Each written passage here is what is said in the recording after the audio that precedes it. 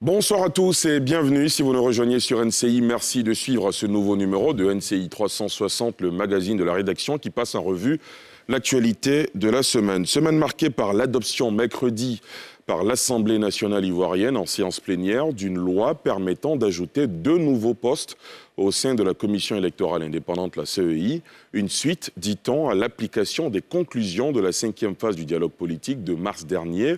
Actualité aussi marquée par l'ouverture, dans 6 jours seulement, de l'opération de révision de la liste électorale conduite par la Commission électorale indépendante.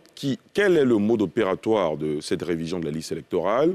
Comment se prépare cette opération qui consiste à enregistrer les majeurs non inscrits et à mettre à jour les données des électeurs figurant déjà sur la liste électorale?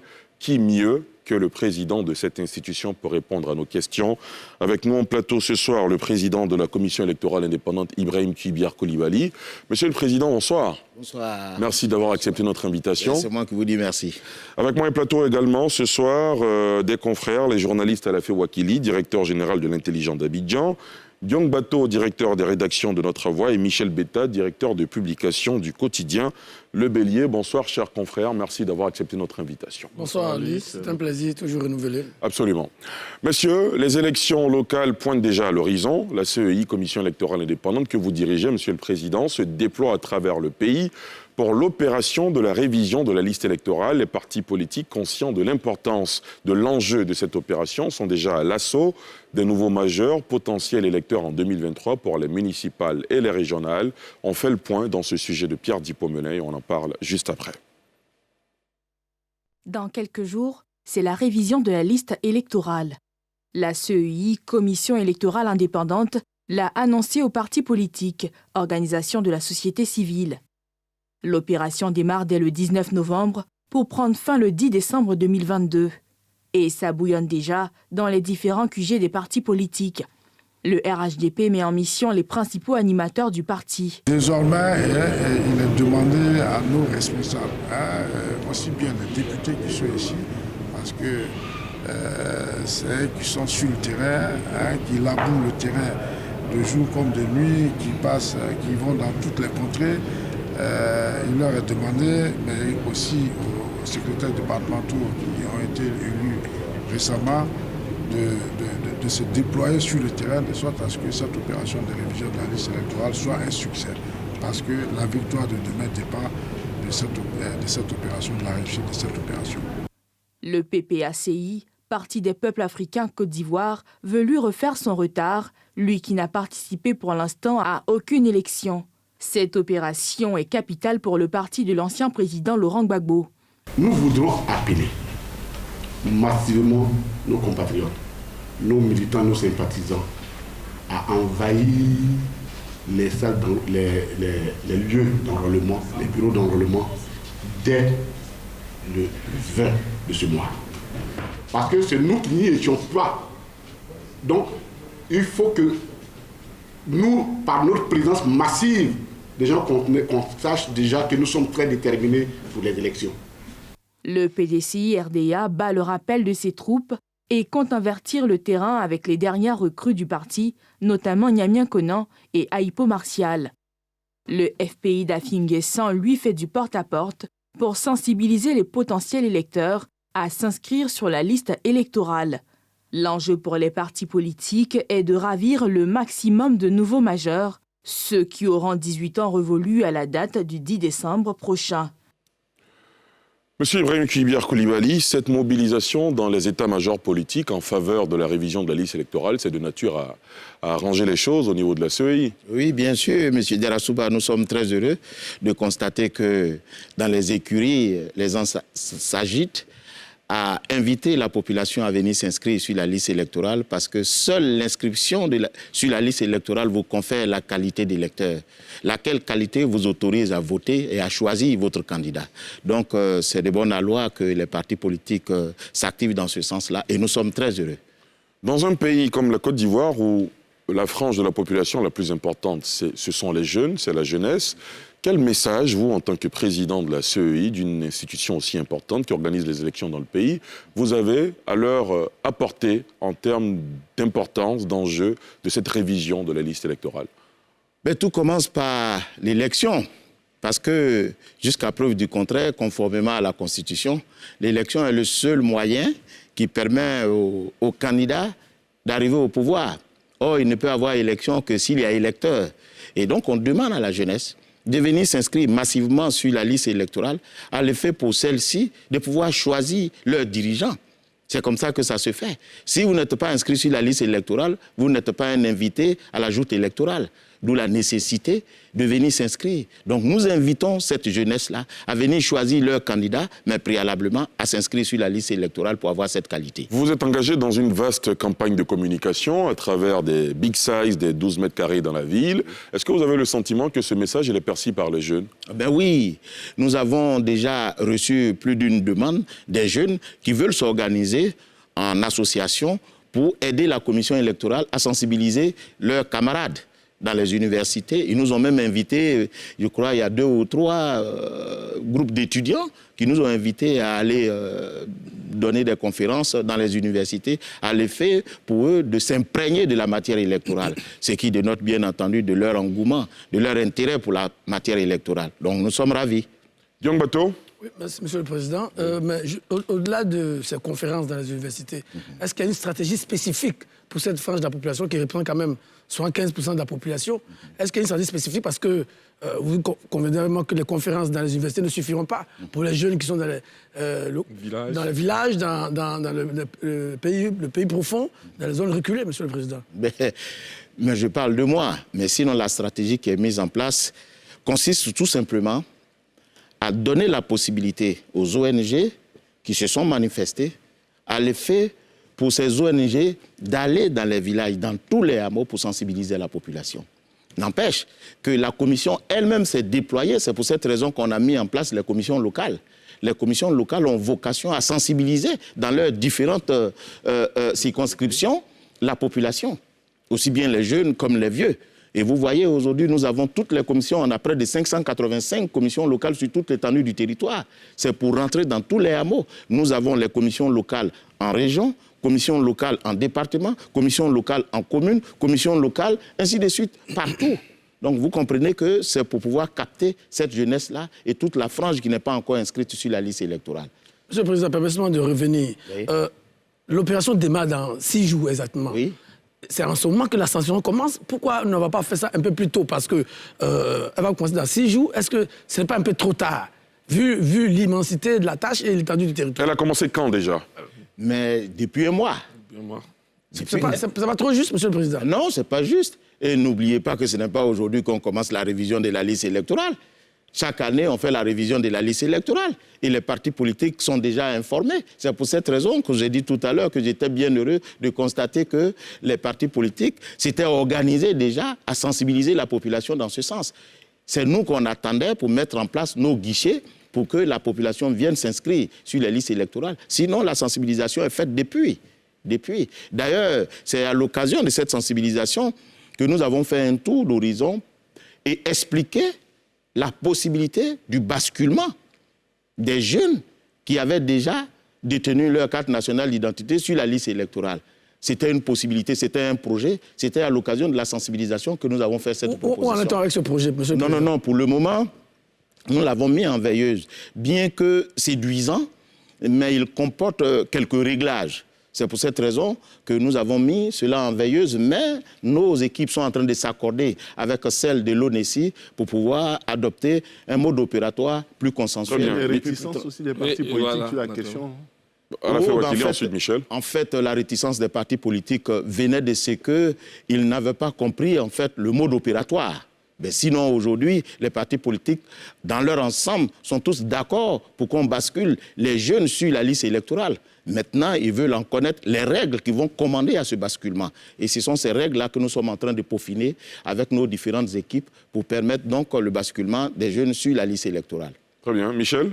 Monsieur le Président, vous êtes enthousiaste, mais ce n'est pas ce qui s'observe chez certains acteurs politiques, à la vérité. Parce que je me souviens que le mois dernier, notamment aux environs du 10 octobre, le porte-parole du PDCI disait nous ne sommes pas prêts pour l'enrôlement. nous ne sommes pas prêts pour l'enrôlement. Est-ce qu'ils vous ont adressé un courrier en cet effet pour vous dire qu'ils sont... Est-ce qu'ils vous ont saisi, le PDCI RDA notamment? Nous n'avons pas été saisis. Disons qu'il y a une formation politique qui n'était pas prête encore pour l'enrôlement. Voilà. Nous n'avons pas été saisis, mais comme vous l'avez constaté dans votre élément tout à l'heure, tout le monde s'organise à pouvoir capter le maximum de militants à inscrire sur la liste électorale, ce qui relève bien entendu de l'intérêt de la chose. Absolument. Alafé Ouakili. Monsieur le Président, l'inscription, l'enrôlement en général se fait à un endroit fixe, comme lors du vote. Est-ce que vous avez prévu des équipes mobiles? Oui, bien sûr. Vous savez, nous avons près de 7000 équipes sur toute l'étendue du territoire. Il y a 4100 équipes qui sont fixes et il y a 2800 équipes qui sont mobiles, qui vont ratisser l'âge dans tous les lieux de vote. Et il y a 100 équipes qui sont pour la diaspora. Vous voyez? Mobiles, y compris à Abidjan, par exemple, bien dans entendu. les marchés, dans des endroits... Partout où les gens, les uns et les autres, peuvent capter ceux qui ne sont pas encore inscrits sur la liste électorale. Monsieur le Président, est-ce qu'on a une estimation du nombre de jeunes, de nouvelles personnes à enrôler? Est-ce qu'il y a des prévisions? Combien sommes-nous aujourd'hui et est-ce qu'on a une estimation? Alors, je dirais comme ça qu'il y a 12 millions d'Ivoiriens en âge de voter. Et il y a 7 500 000, on va dire, qui sont inscrits déjà sur la liste électorale. Donc, nous partons rechercher 5 millions. Mais il est établi qu'à l'occasion de la révision, si on arrive à capter 1 ou 2 millions de jeunes, ben, c'est déjà pas mal. Donc, nos objectifs, c'est un peu dans ces eaux-là. Très bien. Voilà. Monsieur le Président, on entend souvent dire que cette opération concerne les nouveaux majeurs. Oui. Qu'en est-il des adultes qui ne se sont jamais inscrits sur la liste électorale? Est-ce qu'ils sont aussi concernés? C'est l'occasion pour... Bien sûr. Ce n'est pas juste de dire que ce n'est que la révision se cantonne seulement sur les nouveaux majeurs. Alors, je vais vous dire, la révision de la liste électorale concerne 2 catégories de personnes. La première catégorie, c'est celles qui existent déjà sur la liste électorale, qui viennent actualiser leurs données personnelles, ou bien qui viennent changer de lieu de vote. Et puis la deuxième catégorie, c'est ceux qui ne sont jamais inscrits sur la liste électorale et qui, à l'occasion de la révision, viendront s'inscrire. Et à ce niveau, on a les jeunes, 18 ans, et puis ceux qui sont des majeurs, mais qui ne sont pas encore inscrits sur la liste électorale. Voilà. Donc, ce n'est pas réservé, la révision n'est pas réservée seulement qu'aux jeunes, même les vieux qui ne sont pas inscrits. La révision consiste tout simplement à s'inscrire sur la liste électorale. Très bien. Donc, jeunes ou vieux qui ne sont pas inscrits sont invités à venir s'inscrire sur la liste électorale. Les jeunes, pas forcément vieux, des anciens majeurs, c'est-à-dire au moment où ils ont eu 18, 19 ans, j'ai parlé d'adultes. Il n'y avait pas de révision ouverte. C'est ça, tout à fait. Michel? Oui, mais ma question, dès qu'on parle d'enrôlement, c'est quelle sera vraiment la méthode pour ceux qui voudront s'enrôler? Le mode opératoire. Le mode opératoire. Alors, mais le mode opératoire, il est simple. D'abord, il faut avoir 18 ans, parce que c'est le code qui le dit. Ne peut être électeur que l'Ivoirien âgé de 18 ans, au moins, jouissant de ses droits civils et politiques et n'étant frappé d'aucune incapacité. Donc, pour nous, il faut avoir 18 ans et puis venir s'inscrire sur la liste électorale. Mais quelles sont les pièces? Surtout. Voilà, les pièces, c'est d'abord la carte nationale d'identité en cours de validité. Si vous ne l'avez pas, une attestation d'identité. Si vous n'avez pas l'attestation d'identité, le récépissé de l'ONESI. Si vous ne l'avez pas, le certificat de nationalité, accompagné bien entendu d'un document officiel attestant de votre faciès, de votre photo. Voilà les pièces qu'il faut pour ce qui est bien entendu de l'inscription sur le territoire national. Mais à l'étranger, il faut être détenteur de la carte consulaire. À défaut de la carte consulaire, le passeport biométrique et puis la carte nationale d'identité pour attester que vous êtes ivoirien. Donc, mais ce ne sont pas des conditions cumulatives. C'est alternatif. Si vous avez un document, si vous n'avez pas la carte d'identité, vous avez l'attestation d'identité. Si vous n'avez pas l'attestation, le récépissé, et ainsi de suite.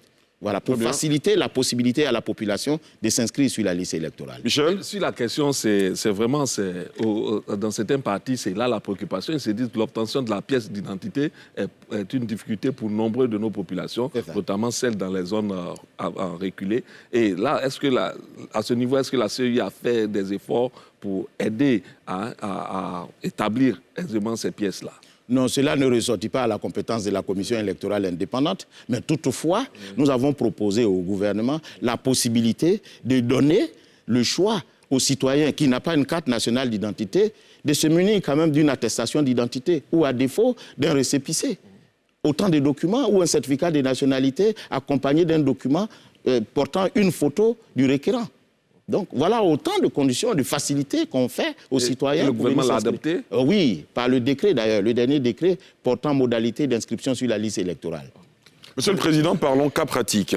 Oui. Quelqu'un qui s'est inscrit sur la liste électorale alors qu'il était étudiant, par exemple à Marcory, oui. qui vit aujourd'hui à Danané ou à Zongounien.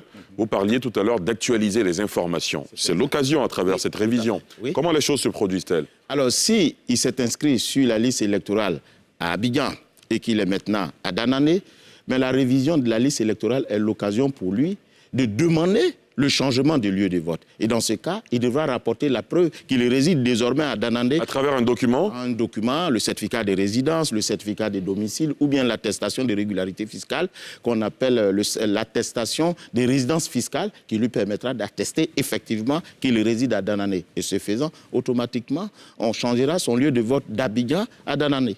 Il y a aussi le cas des citoyens dont l'identité a changé, oui. Puis pour un mariage, pour d'autres circonstances. C'est le même mode opératoire? C'est le même mode opératoire. Quand vous venez, vous dites par exemple que je me suis inscrit sur la liste électorale avec mon nom de jeune fille, désormais je suis Madame Cubière, bon, automatiquement vous envoyez le document qui atteste de votre qualité de Madame Cubière, qui sera certainement l'acte de mariage.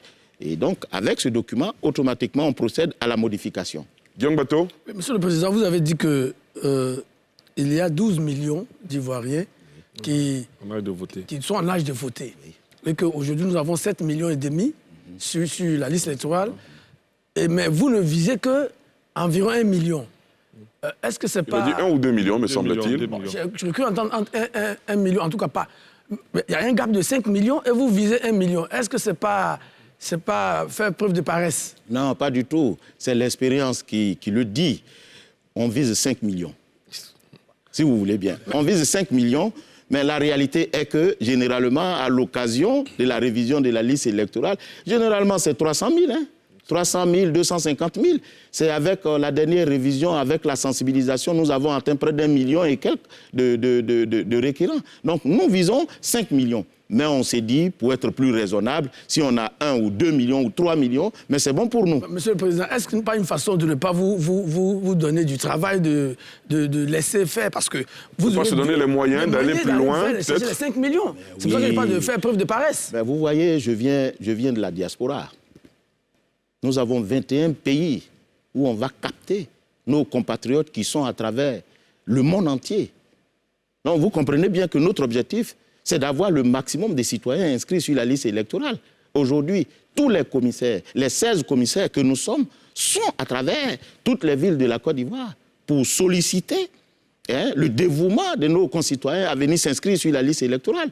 Donc nous ne pouvons pas être un obstacle à cette activité-là. Vous ne pouvez pas dire que c'est parce qu'on est paresseux. Au contraire, nous sommes prêts, nous déployons toute notre équipe, toute notre énergie pour solliciter l'inscription des citoyens sur la liste électorale.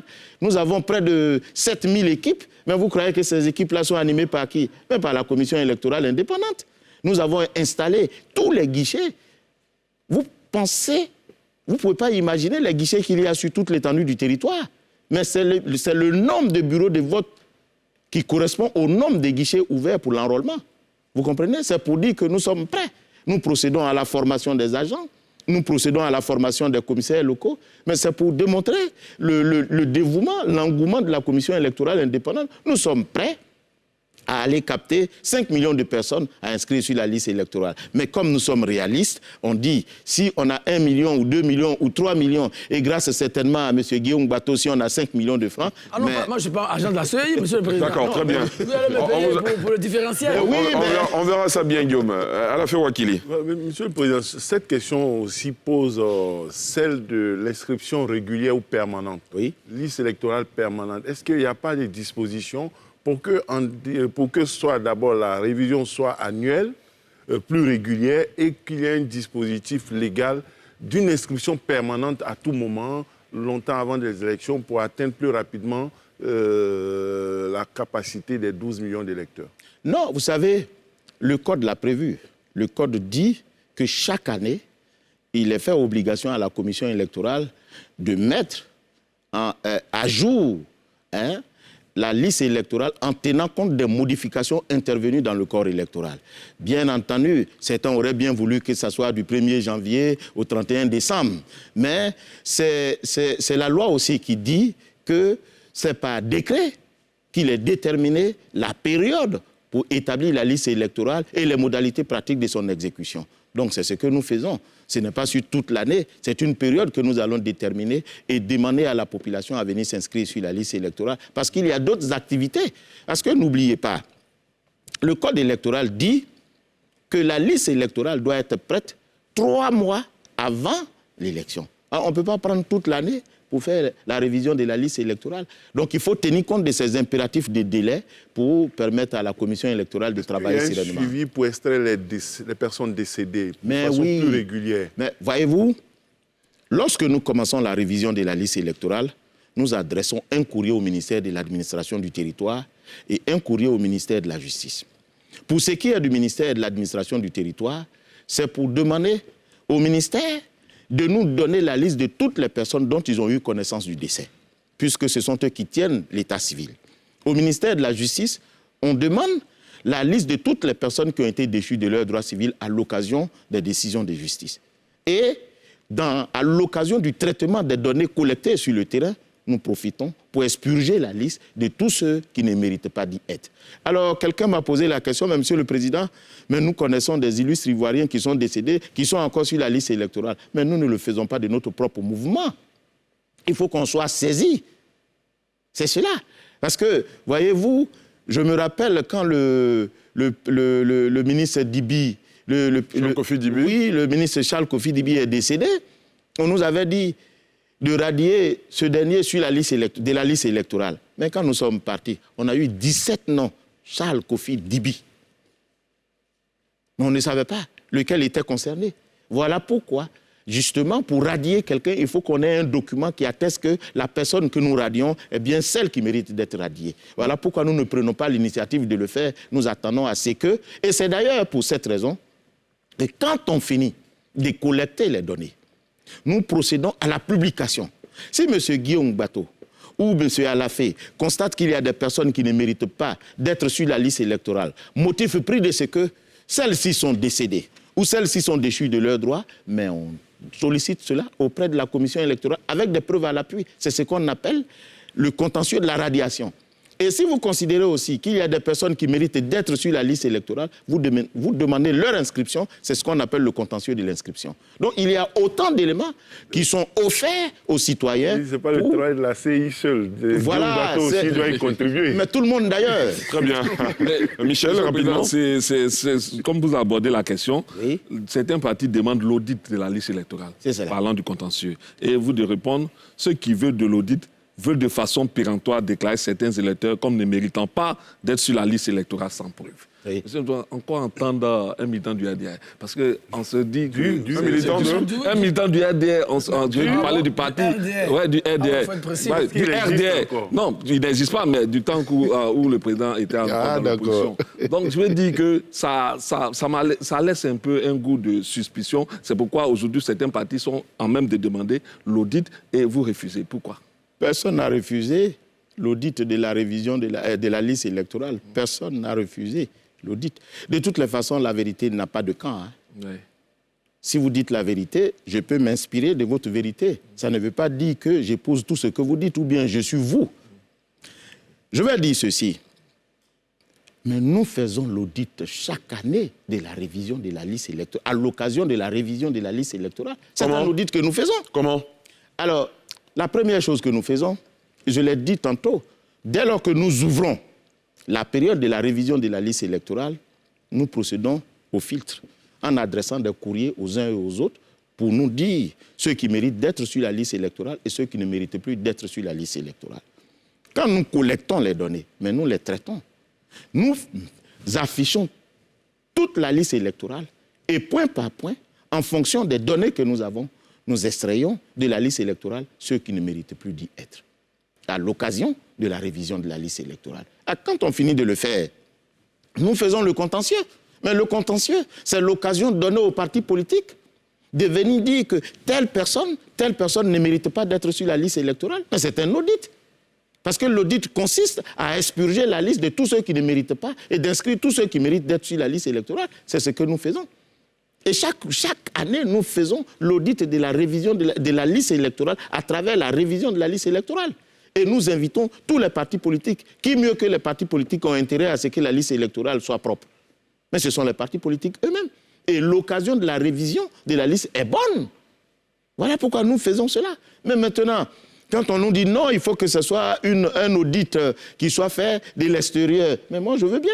Mais qu'on vienne s'asseoir, qu'on me dise les règles qui vont commander à cet audit. C'est tout.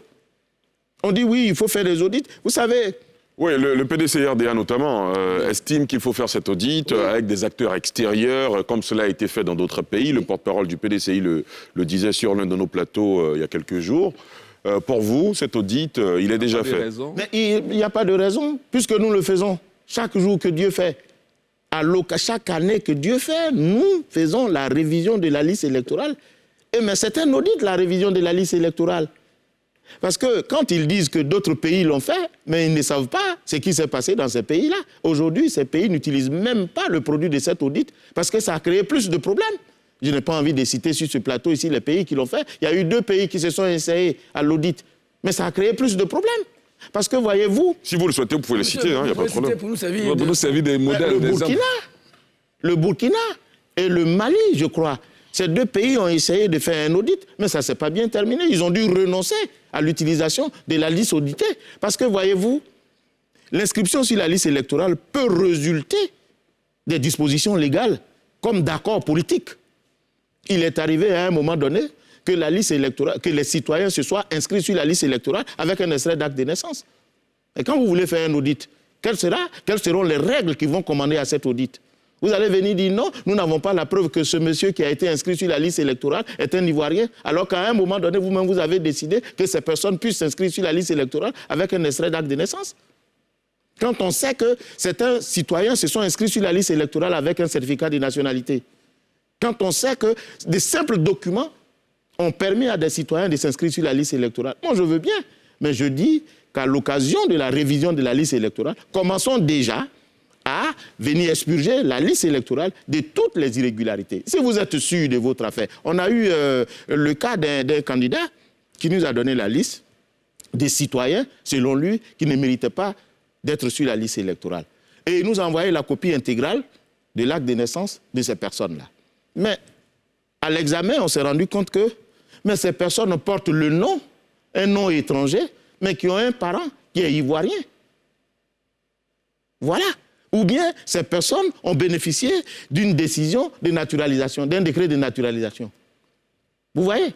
Donc il y a autant d'éléments qui laissent croire que la liste électorale est truffée d'irrégularités, mais quand on n'a pas d'éléments, il ne faut pas amener la commission à retirer les gens de la liste électorale sur simple propos. Il faut nous rapporter la preuve et automatiquement, nous, on n'a pas un intérêt à le faire. Voilà pourquoi d'ailleurs, je voudrais terminer, voilà pourquoi d'ailleurs nous avons introduit les tablettes pour éviter que certaines personnes puissent se substituer à d'autres pour voter à leur place. Parce que les empreintes, nous a-t-on dit, sont uniques. Voilà. Monsieur le Président, oui, Guillaume, allez-y. Est-ce que vous ne pensez pas que votre audit a quelques faiblesses à partir du moment, par exemple, concernant les décès? Nous savons que dans notre pays, dans beaucoup de villages, les décès ne sont pas déclarés. Oui. Comment vous faites pour ces personnes dont les décès ne sont pas déclarés? Venez nous dire que ces personnes sont décédées, avec des documents à l'appui. Mais ils n'ont pas de documents. Vous invitez les citoyens à se rapprocher que moi je fasse des commissions et que je retire des gens qui sont sur la liste électorale sur simple propos ou bien clameur publique. Est-ce que vous ne pouvez pas, par exemple, vous appuyer sur les chefs de village? Parce que si vous en tenez seulement aux documents, alors que des gens décèdent dans les campements, dans les villages, qui sont sur la liste électorale, vous devez être à reconnaître que votre système est un peu court. Non, mais il n'y a pas de souci. Moi, je vous ai dit qu'aucun système n'est totalement fiable. Il n'y a pas de souci. Hein. À l'occasion de la révision de la liste électorale, commençons par expurger la liste de ceux qui méritent de ne pas être sur la liste électorale. Et puis ensuite, on va peaufiner. Mais dites-moi, laissez les morts à leur place. Les morts ne votent pas. Puisque nous avons une tablette. Nous ne faisons même pas des morts une préoccupation. Parce que le mort, personne ne peut se substituer à un mort pour venir voter. Puisque quand vous venez vous faire enrôler sur la liste électorale, messieurs les journalistes, il y a 2 types de données qu'on renseigne. Il y a les données alphanumériques, votre nom, votre prénom, votre profession, le nom de vos ascendants, leur profession, etc. Ensuite, nous renseignons les bases de données biométriques, c'est-à-dire on prend votre photo et puis les 10 empreintes des doigts. Et il est établi que chaque individu a une empreinte unique. Donc, qui va se substituer à celui qui n'est pas là? Voilà. Alors, je me plais souvent à dire, mais si dans un bureau de vote, tout le monde s'accorde à frauder, mais ce n'est plus une fraude, c'est un consensus. Alafé Ouakili. Tout à l'heure, on a parlé de Danané, l'étudiant qui travaille maintenant à Danané. Est-ce qu'il est obligé, Monsieur le Président, s'il veut rester à Abidjan pour exercer son droit de vote, est-ce qu'il est obligé de modifier par rapport à Danané 1 et 2, quelle est la différence entre les questions de résidence, de domicile et aussi la question de l'inscription au registre des impôts qui font partie des conditions? D'abord, il n'est pas obligé. S'il a décidé de s'inscrire à Abidjan, il peut rester à Abidjan, même s'il réside à Danané. C'est lui qui a choisi de s'inscrire à Abidjan. Mais à l'occasion du vote, il devra quitter Danané pour venir à Abidjan pour voter. Il ne peut pas voter à Danané. Même si Abidjan n'est pas son domicile ni son lieu de résidence. Mais s'il veut le faire, il n'a qu'à tout simplement, à l'occasion de la révision, transférer son lieu de vote à Danané. En nous donnant la preuve qu'il réside à Danané par la production d'un certificat de domicile, de résidence ou bien d'une attestation de résidence fiscale. C'est tout ce qu'on lui demande. C'est-à-dire qu'il est libre de choisir où il veut partir. S'il est déjà inscrit, d'abord, quand vous êtes nouveau, sur la liste électorale, on ne vous demande rien. Vous choisissez le lieu où vous voulez vous inscrire sur la liste électorale. Vous n'avez pas de preuves à faire. Mais oui, vous n'avez pas de preuves à faire au niveau de la résidence. Ok, voilà. Le nouveau qui arrive. Le nouveau qui arrive. Libre. Oui, ben, il est libre de choisir où il veut. Okay. C'est ce que la loi dit. Mais quand il a choisi un lieu et qu'il s'est inscrit et qu'il veut changer de lieu, il devra rapporter la preuve qu'il est dans ce lieu-là. C'est pour éviter ce qu'on appelle la transhumance électorale. C'est tout. Mais Monsieur le Président, cela signifie que les premières inscriptions dont on parle, qui sont considérées comme la transhumance électorale, sont légales en fait? Non, non, non. Non, non, non. La loi dit que vous pouvez vous inscrire dans la circonscription de votre choix. Donc c'est normal. Mais c'est normal.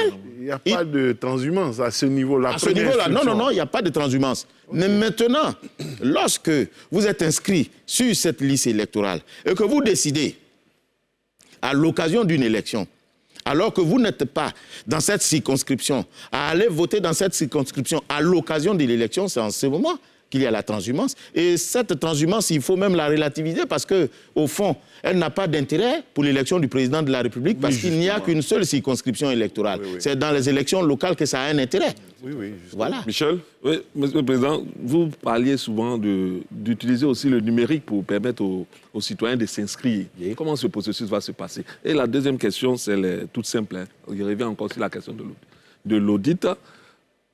Pour certains, il faut aussi prendre les listes, comme vous le faites avec la liste du ministère des de l'Intérieur. Il demande aussi que vous preniez aussi les listes peut-être des consuls, des ambassades, pour confronter aussi s'il n'y a pas de non-nationaux, pour faire un croisement, pour voir s'il n'y a pas de non-nationaux aussi sur notre liste électorale. Est-ce que cela est possible?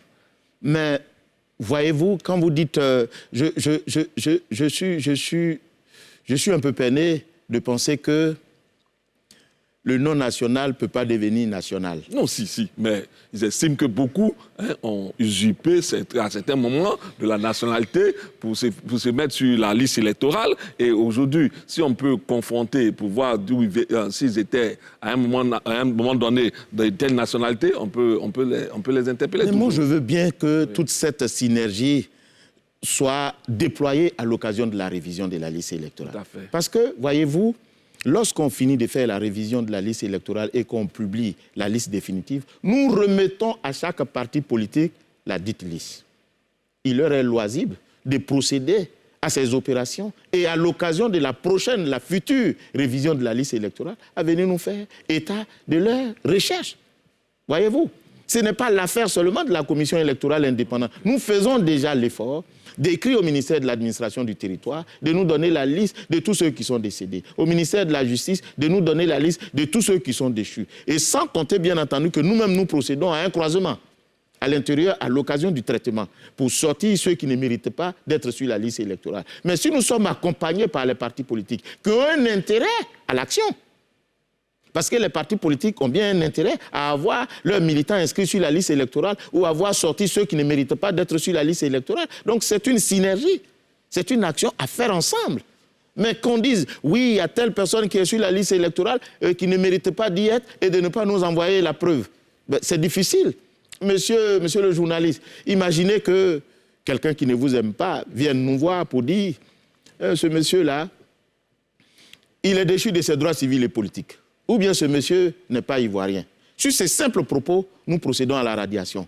Est-ce que vous croyez que c'est juste? Non, ce n'est pas correct. Mais c'est pour cette raison que pour être correct, nous voulons nous fonder sur des éléments qui sont fiables, qui sont transparents et qui sont concrets.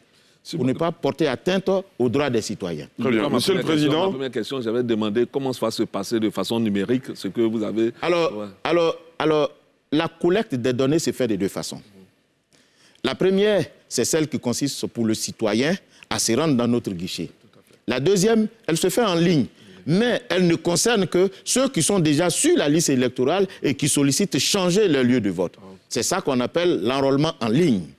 Voilà. L'enrôlement en ligne ne concerne que les citoyens déjà inscrits sur la liste électorale, mais qui sollicitent à l'occasion de la révision de changer de lieu de vote. Voilà. Monsieur le Président, cette opération de révision de la liste électorale va durer autour de 3 semaines, près d'1 mois. Oui. Beaucoup estiment que c'est court. Comment vous réagissez? Commençons déjà. Commençons déjà. Si on voit l'engouement, il n'y a pas de problème. On avisera. Parce que l'objectif pour nous, c'est d'avoir le maximum d'Ivoiriens sur la liste électorale. Commençons déjà. Guillaume? Monsieur le Président, moi, je vais vous poser un cas pratique. Moi, je suis de Delané, on a beaucoup parlé de Delané ici, mais je suis plus précisément de la sous-préfecture de Dale et de Zéré-Guné. Zéré-Guné est à 54 km de Delané. L'opération commence officiellement le 19 novembre. Quel jour vos équipes seront à Zéré-Guné pour enrôler les gens? Parce qu'il y a 2 bureaux de vote à Zéré-Guné. Mais d'ici, je ne peux pas vous dire. Parce que l'agenda, pour ce qui concerne les équipes mobiles, se fait de concert avec le sous-préfet, qui, lui, il est le responsable de la circonscription. Donc, ensemble, ils prennent contact avec les villageois et nos parents des villages pour déterminer les lieux, à quelle occasion et à quel moment on va procéder à comment on appelle ça, à l'enrôlement dans leurs différents villages. C'est un agenda qui se met en place de concert avec le corps préfectoral. Donc d'ici, je ne peux pas vous dire à quel moment on va passer à Douaguiné. Non, à Zéré-Guné. À Zéré-Guné. Ça veut dire qu'on n'aura pas d'équipe fixe dans nos sous-préfectures? Mais si, en plus des équipes fixes, je vous ai dit, on a 4100 équipes sur toute l'étendue du territoire. Et puis, on a 2800 équipes qui vont sillonner tous les lieux de vote. Est-ce que votre village, dont je peine à prononcer le nom, c'est... Mais vous vous habituez, c'est Zéré-Guné. Zéré-Guné, c'est même pas difficile en plus. C'est compliqué. Non, c'est pas. À Zéré-Guné, est-ce qu'on vote à Zéré-Guné? Oui, il y a 2 bureaux de vote. Il n'y a même pas de doute là-dessus. Donc, il y aura un bureau d'enrôlement là-bas. Parce qu'on a fait de sorte que les lieux d'enrôlement correspondent au bureau de vote. Donc, à Zéré-Guné, il y aura 2 centres d'enrôlement. Ne vous en faites pas. D'accord. Guillaume Bateau est rassuré. Il pourra aller faire sa révision à Zéré-Guné. Michel Betta? Oui, Président, je viens pour parler de nos frères de la diaspora. Oui. Avant, nous avons recensé, vous avez recensé au moins 21, si j'ai bonne mémoire, 21. Oui, 21 pays. Voilà, mais voilà. Il y a 56 villes. Ouais, okay. Dans combien de pays exactement vont se faire l'enrôlement pour les Ivoiriens? Dans ces 21 pays-là seulement. Dans ces 21 pays, il y a 56 villes qui ont été identifiées où il y a une densité forte de nos compatriotes. Donc, comment s'est fait le choix alors? Comment s'est fait le choix des localités? Alors, le choix se fait de pair avec les ambassadeurs, nos représentants. Ils sont sur le terrain. Nos frères qui viennent dans les ambassades se font immatriculer. C'est en fonction donc de la densité de la population qui s'est fait immatriculer dans ces pays-là qui permet aux ambassadeurs de donner la liste des pays où on doit installer des commissions électorales dans les représentations diplomatiques et voir en même temps l'occasion de faire des guichets d'enrôlement. Donc on a 56 pays, on a 56 villes dans 21 pays. Et le mode opératoire pour la diaspora est pareil que celui des Ivoiriens sur place ici? À un moment donné, il faut attester que vous n'êtes pas sur le territoire ivoirien, que vous êtes à l'étranger. Donc il faut vous immatriculer, il faut donner la carte consulaire attestant de ce que vous êtes dans ce pays-là. Monsieur le Président, cette semaine, on le disait à l'entame de cette émission, une loi a été votée à l'Assemblée nationale, oui. Une loi permettant d'ajouter 2 nouveaux postes au sein de la Commission électorale indépendante. Ces postes seront dévolus à qui? À quel parti politique? Si j'ai bonne mémoire, je crois qu'il y a 2. Pour ce qui est de la Commission centrale, il y a 2 qui arrivent. Au niveau de la Commission centrale, je crois qu'il y a le PPACI et puis il y a le RHDP. Donc, on passe de 16 à 18 pour ce qui est de la commission centrale. Et dans les commissions locales, on passe de 8 à 10. Voilà. Très bien. Alors, justement, sur la commission centrale, sur les 18 membres, selon le PDCI-RDA, sur les 18 membres de la commission centrale, 13 sont désignés par le parti au pouvoir, donc le RHDP, et il y en a seulement 5 qui sont désignés par l'opposition, selon le président du groupe parlementaire PDCI-RDA. Est-ce que vous êtes de cet avis ? Je n'ai pas à apprécier la loi. Vous savez, ce que je sais, en tant que juriste, les membres de la commission électorale sont proposés par le parti et les groupements politiques au pouvoir, les partis de l'opposition et la société civile et certaines institutions de la République. Maintenant, l'équilibre qu'il y a entre ces formations, je n'ai pas pouvoir d'apprécier cela. Voilà, c'est ce que je peux dire. Alors, l'équilibre ou pas d'équilibre, nous disons tout simplement qu'il y a l'opposition qui est représentée à la commission électorale, il y a les membres du pouvoir qui sont représentés également à la commission électorale et il y a la société civile qui est également représentée à la commission électorale indépendante. Maintenant, si c'est équilibré, si ce n'est pas déséquilibré, c'est une question d'appréciation. Monsieur le Président, est-ce que dans le règlement intérieur de la CEI, qui a été validé par le Conseil constitutionnel, est-ce que le Président a une voix prépondérante en cas d'égalité? Oui, bien sûr. D'accord. Mais ça, c'est après l'élection. Oui, bien sûr. Mais bien sûr. Vous ne voudrez pas vous prononcer, mais comment on peut expliquer le semblant de magnanimité, peut-être de la loi qui donne 4 représentants au groupement au pouvoir et puis 5 à l'opposition? C'est pour cette raison que je vous ai dit que moi, je ne rentre pas, je n'ai pas pouvoir d'apprécier. N'est-ce pas la preuve aussi que le gouvernement a une grande réserve, donc il peut se permettre ça par rapport à l'opposition? Ça, c'est vous qui le dites. Hein? Moi, je ne le dis pas. Je vous ai déjà dit que ce qui me préoccupe le plus, c'est que nous, on a besoin de pairs pour pouvoir exécuter notre mission. Et pour l'heure, l'opposition est représentée au sein de la commission, le pouvoir est représenté, la société civile est représentée. On s'en tient qu'à cela. Michel? Bon, pour beaucoup d'observateurs, notamment politiques, oui. Le processus électoral est un processus politique. D'accord. C'est pourquoi ils estiment que, avant de lancer toute opération, oui, il faut un consensus politique. Est-ce que vous pensez qu'au sein de votre institution, où toutes les partis sont représentés, l'opposition, les partis au pouvoir, est-ce qu'il y a eu un consensus pour lancer l'opération d'enrôlement? Bien sûr. Mais ça m'étonne que vous me posiez cette question parce que nous avons rencontré, il n'y a pas longtemps, toutes les formations politiques dans un hôtel de la place. Tout à fait. Et nous y avons passé presque 4 heures de temps. Et chaque fois que nous devons entreprendre une opération électorale, nous sollicitons pour l'élaboration du mode opératoire les observations des formations politiques. C'est d'ailleurs les partis politiques qui nous ont dit, qui nous ont proposé les différentes pièces à fournir pour s'inscrire sur la liste électorale. Ce sont les partis politiques qui nous l'ont dit. Monsieur le Président, oui. Est-ce qu'à cette réunion, le PDCI et le PPACI étaient présents? Ils étaient tous présents. Et qu'est-ce qu'ils ont dit quand vous l'avez exposé, votre opération? Mais ils ont posé des questions pour mieux comprendre. Pour mieux comprendre. Ils sont partis satisfaits selon vous? Moi, je ne sais pas. La satisfaction, c'est relatif. Hein? Très bien, à la fin. Monsieur le Président, d'ailleurs, dans la loi, parmi les 5 représentants de l'opposition, des précisions n'ont pas été faites. Est-ce que ça peut pas être source de problèmes ultérieurs? C'est-à-dire, on dit 5 représentants de l'opposition sans émettre de conditions. Je sais qu'il a été proposé qu'ils aient au moins un sénateur, un député ou un maire. Ça n'a pas été retenu. Est-ce que dit globalement comme ça, 5 personnalités désignées par l'opposition ne peut pas être source de problème. Mais c'est pour cette raison qu'il y a le dialogue politique. À l'occasion de ces rencontres politiques, les politiciens, les formations politiques vont poser les problèmes qui sont les leurs pour que la tâche soit facilitée à la commission électorale indépendante. Qu'est-ce que vous voulez que moi je dise ? Que je vienne dire ici, non, il aurait fallu que ce soit tel parti politique qui ait plus de représentants au sein de la commission électorale indépendante. Mais moi, je suis magistrat. Je n'ai pas pour habitude d'apprécier la loi. Je ne fais qu'appliquer la loi. Si aujourd'hui, on était 16, on est devenu 18, mais moi, j'intègre, je détermine mes zones en fonction des 18 personnes et puis nous exécutons la mission qui est la nôtre. Moi, je n'ai pas pouvoir d'apprécier la loi, si elle est bonne, si elle est équilibrée ou si elle n'est pas équilibrée. Moi, je ne fais qu'appliquer la loi jusqu'à ce qu'elle soit modifiée. Monsieur le Président, vous allez avoir 2 nouveaux membres. Oui. À quel moment vont-ils intégrer la commission centrale et à quel moment on va les intégrer dans la commission locale? Parce que le processus a commencé. Non, le processus n'a pas commencé en tant que tel, puisque c'est jusqu'au 19 que nous allons commencer l'enrôlement à proprement parler. Et ce n'est pas nouveau non plus. Le PDCI n'a pas participé à l'enrôlement, à la révision de la liste électorale. Le PDCI n'avait pas participé à l'élection du président de la République, on n'avait pas de représentants. C'est à l'occasion de l'élection des députés que le PDCI est arrivé. Ben voilà, c'est la même chose. Ils vont nous prendre en cours et puis nous allons continuer. Nous faisons de sorte que, dès qu'ils ont fini de prêter serment, automatiquement qu'ils viennent prendre le train en marche. Parce que ça rassure les partis politiques d'être présents à la commission électorale indépendante. C'est ce à quoi nous nous attelons. Nous avons demandé, c'est pour cette raison d'ailleurs, à l'occasion du renouvellement du bureau, nous avons souhaité surseoir à cette opération en attendant que les partis politiques, ceux qui doivent nous rejoindre, viennent pour que nous continuions ensemble.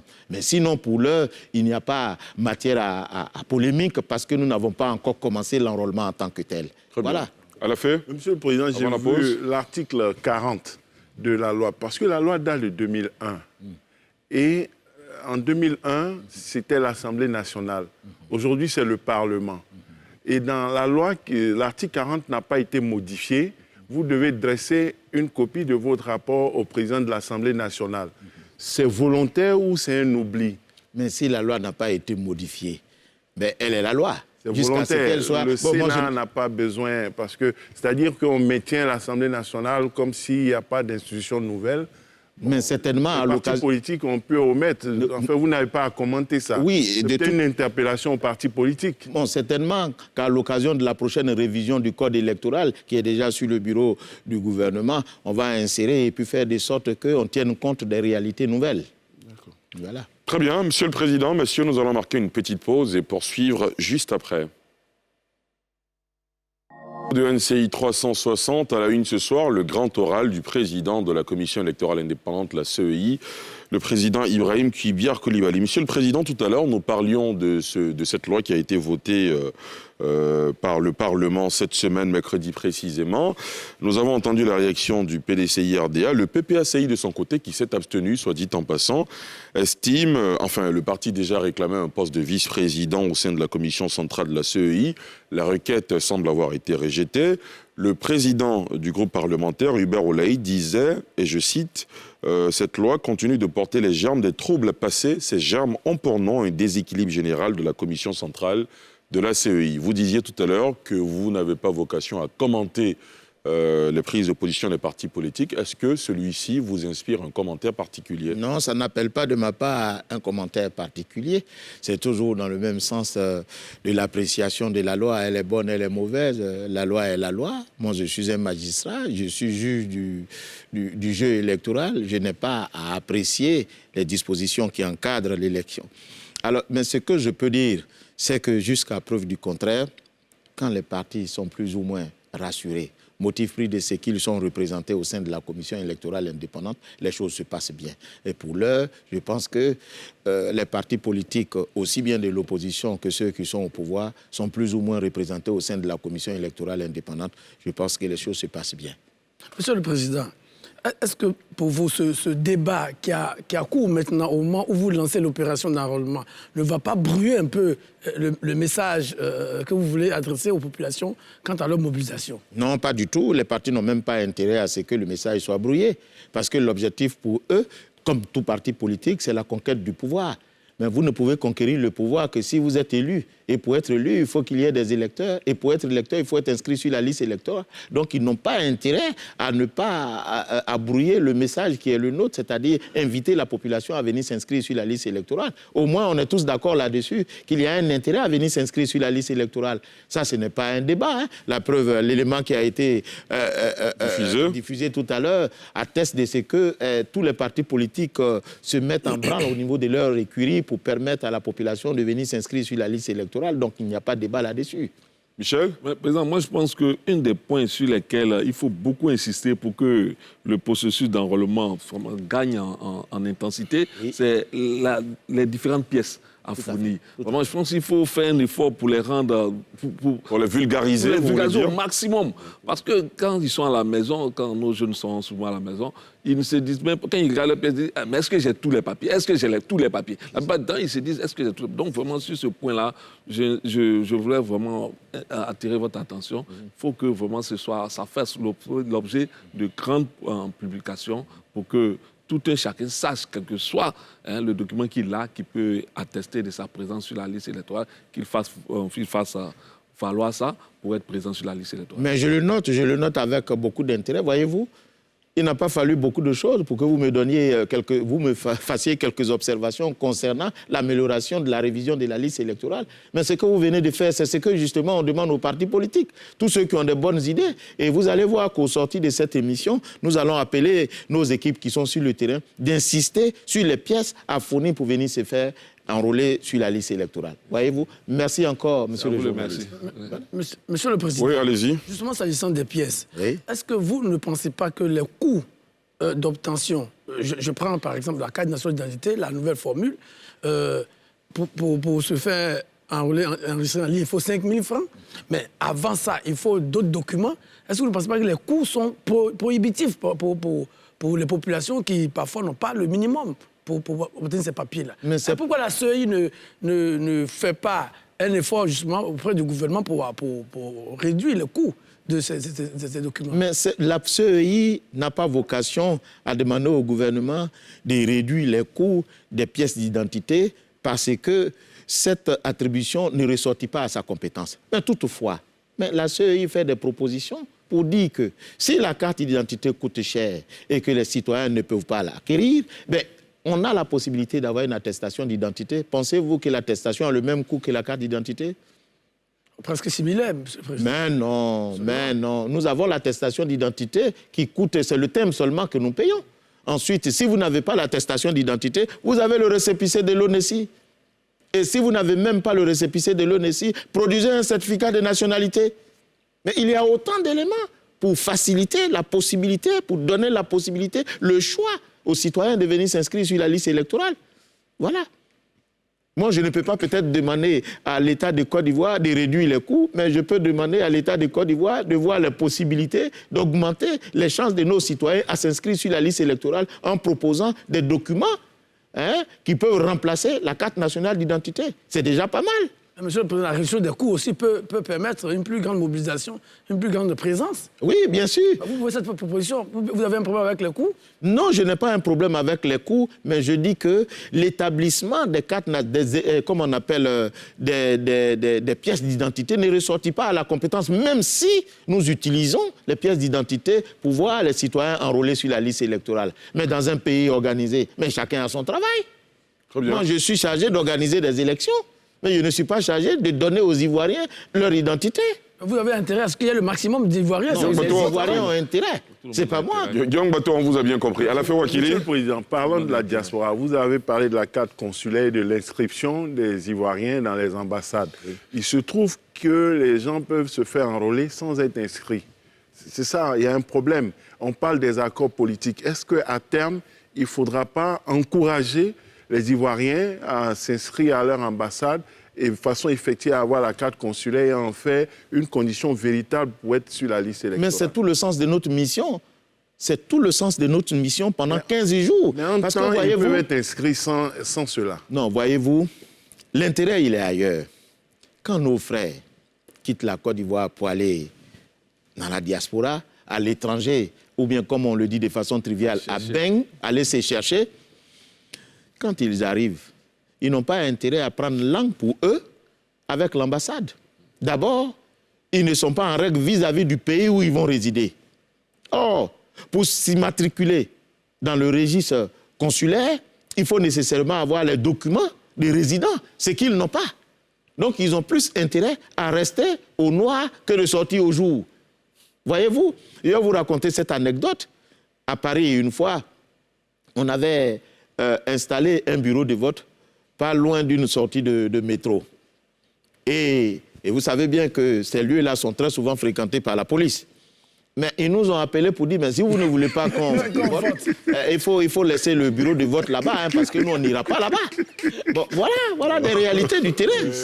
Donc, c'est pour vous dire qu'il y a même des ambassadeurs ou bien des citoyens qui nous appellent, qui nous disent, ah, vous savez, au Niger, en Guinée ou en Afrique du Sud, on est près de 800 000. Mais quand on va, nous, on ne s'adresse pas aux présidents des associations, nous, on s'adresse plutôt aux représentants de l'État de Côte d'Ivoire dans ces pays-là, qui est l'ambassadeur. Et quand on arrive, l'ambassadeur dit, mais ils sont à peine 100 ou bien 150. Et qu'est-ce que vous voulez que nous on fasse? On ne va pas aller les sortir. Et quand ils viennent comme ça, ils vous disent... Il y a eu même le cas de ceux qui étaient des réfugiés politiques. Les réfugiés politiques nous ont saisis à Paris pour nous dire... Mais nous n'arrivons pas à nous inscrire sur la liste électorale. Alors, quand on se renseigne, mais quand vous dites que vous êtes un réfugié politique, vous êtes en rupture de banc avec votre pays. Tout à fait. Vous ne pouvez pas participer aux opérations électorales de votre pays parce que l'opération requiert de vous des documents de votre pays. Alors que vous êtes en rupture de banc avec votre pays. Au point où le monsieur ne peut pas participer, mais en même temps, il a envie de participer, mais son statut qu'il revendique jure avec cette procédure.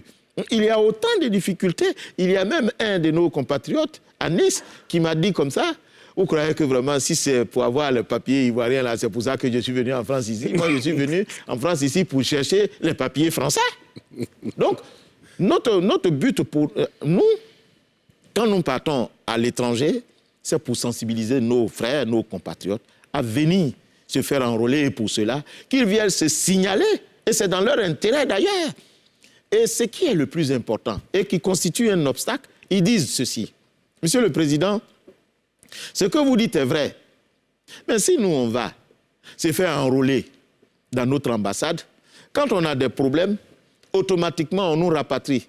Et quand on nous rapatrie, vous savez pourquoi? On nous rapatrie parce qu'on sait le pays dans lequel on vient, d'où on vient. Mais quand ils ne savent pas le pays d'où on vient, on ne nous rapatrie pas. Donc, on n'a pas intérêt à venir se faire enrôler dans notre ambassade. Voilà autant d'éléments à prendre en compte. Vous voyez? Donc, les intérêts sont divergents. Hein? Autant que moi, je demande à ces citoyens à venir s'inscrire sur la liste électorale, autant ils ont d'autres intérêts ailleurs qui justifient qu'ils ne viennent pas s'inscrire. Mais nous faisons l'effort. Monsieur le Président, parlons à présent des prochaines élections locales. Oui. Elles sont prévues pour quelle date? Octobre 2023. Octobre 2023. Après la révision de la liste électorale, ce sera quoi la prochaine étape? Mais ce sont les élections locales. Ce sont les élections locales, c'est-à-dire les élections régionales et puis les élections municipales. Régionales d'abord ou bien couplées? On verra. On verra. Comme c'est validé. Oui, c'est pas encore validé. Finissons. C'est quoi le process de validation? Comment? Ce sera quoi le process de validation? C'est l'assemblée des membres de la commission électorale indépendante.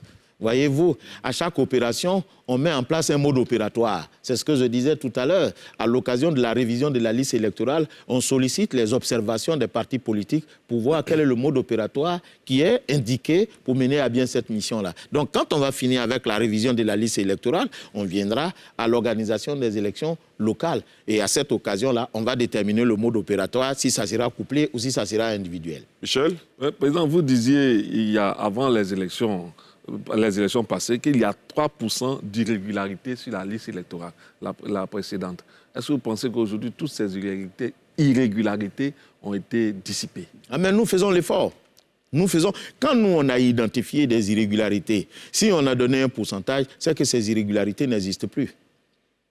Parce que dès qu'on a identifié ces irrégularités, automatiquement, on les sort. Voilà.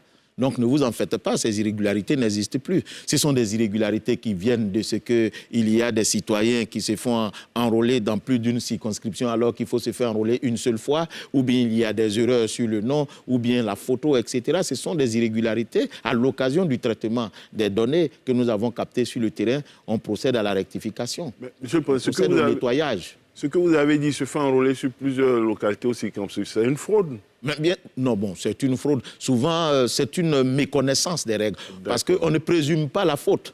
La fraude, voilà. Puisque c'est l'élément intentionnel qui justifie la fraude. Mais ce n'est pas parce qu'on a vu la personne 2 fois inscrite. La personne peut s'imaginer que le fait de changer de lieu de vote peut justifier un enrôlement à nouveau. Mais à l'occasion du traitement, nous, on a des tablettes qui permettent d'identifier que la personne est déjà sur la liste électorale. Et donc, le traitement va permettre de sortir ces irrégularités de notre liste électorale. Vous avez parlé des régionales et municipales, oui. Mais il y a le Sénat, dont le mandat finit avant octobre 2025. C'est vous qui organisez. Vous êtes bien loin ce soir. Octobre 2023. Oui, avant octobre 2023, c'est aussi vous qui organisez, vous n'en parlez pas. Oui, parce que, voyez-vous, on va s'accorder sur beaucoup de choses. On va solliciter les formations politiques pour voir à quel moment. N'oubliez pas que c'est l'élection locale qui nourrit l'élection sénatoriale. Tout à fait. C'est à la fin de l'élection locale qu'on a les grands électeurs qui permettent de désigner les sénateurs. Voilà pourquoi nous parlons plus de l'élection locale avant l'élection sénatoriale. Parce que les sénateurs procèdent des grands électeurs, lesquels grands électeurs procèdent de l'élection locale. Voilà. Donc il faut bien organiser, il faut voir les éléments les uns après les autres. C'est bien coordonné par le code électoral. Voilà pourquoi nous ne parlons pas pour le moment de l'élection sénatoriale. Mais selon vous, ces élections sénatoriales pourraient intervenir combien de temps après les élections locales? Oh, c'est une question de mois. C'est une question de mois. Ça sera certainement en 2023 ou début 2024. Et ce sera encore avec vous, apparemment. Pourquoi? Puisque d'après la nouvelle loi, vous avez 6 ans et vous, en prévision des élections à venir, 12 mois avant, la commission centrale reste en poste. Ah, vous m'apprenez des choses, mais ce qu'il faut savoir, c'est qu'il y a des dispositions de l'UEMOA qui prescrivent qu'on ne doit pas modifier les organes en charge des élections 6 mois avant les élections. Alors, nous, généralement, je crois que si j'ai bonne mémoire, c'est en septembre 2025 qu'on devrait prendre, notre mandat devrait prendre fin. Alors, septembre, octobre. À peine 1 mois, il y a d'autres élections. Donc, en respectant bien entendu les directives de l'UEMOA, c'est pour cette raison peut-être qu'on a demandé à ce qu'on arrive jusqu'à la fin de l'année. C'est pour organiser les élections. Je crois que c'est pour une bonne administration ou pour les nécessités de service. 2025 ou 2023? 2025. Parce que... Donc le mandat du directeur actuellement de la CEI prend fin en 2025, c'est ce que vous dites? Oui, en principe, ça doit prendre fin en 2025, en septembre 2025. Or, en septembre 2025, après septembre, on a quoi?